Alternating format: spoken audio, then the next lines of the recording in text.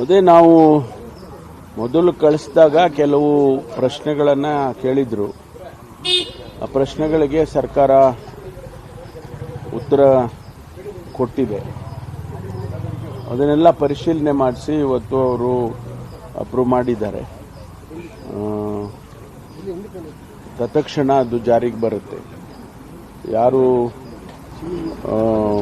ಈ ಮೈಕ್ರೋ ಫೈನಾನ್ಸ್ನಲ್ಲಿ ಜನಗಳಿಗೆ ಮೋಸ ಮಾಡ್ತಾರೆ ಮತ್ತು ಜನಗಳಿಗೆ ಒತ್ತಾಯ ಮಾಡೋದಾಗಲಿ, ಅವ್ರ ಮನೆಗೆ ಹೋಗಿ ಅವರ ವಸ್ತುಗಳನ್ನೆಲ್ಲ ತೊಗೊಂಡು ಬರೋದಾಗಲಿ ಅಥವಾ ಮನೆಗೆ ಬೀಗ ಹಾಕೋದಾಗಲಿ, ಈ ರೀತಿ ಏನು ನಡೀತಾ ಇತ್ತು. ಅದರಿಂದ ಆತ್ಮಹತ್ಯೆಗಳಾಗ್ತಾ ಇತ್ತು, ಊರು ಬಿಟ್ಟು ಹೋಗ್ತಾ ಇದ್ರು. ಈ ರೀತಿ ಎಲ್ಲ ಏನು ನಡೀತಾ ಇತ್ತು, ಅದರ ಬಗ್ಗೆ ಇವತ್ತೇನು ನಾವು ಆರ್ಡಿನೆನ್ಸ್ನಲ್ಲಿ ಪನಿಷ್ಮೆಂಟ್ ಆಗಲಿ ಅಥವಾ ಬೇರೆ ಬೇರೆ ಪ್ರೊವಿಷನ್ಸ್ ಮಾಡ್ಕೊಂಡಿದ್ದೋ ಅದನ್ನೆಲ್ಲ ಅಂಕಿತ ಹಾಕಿದ್ದಾರೆ ರಾಜ್ಯಪಾಲರು.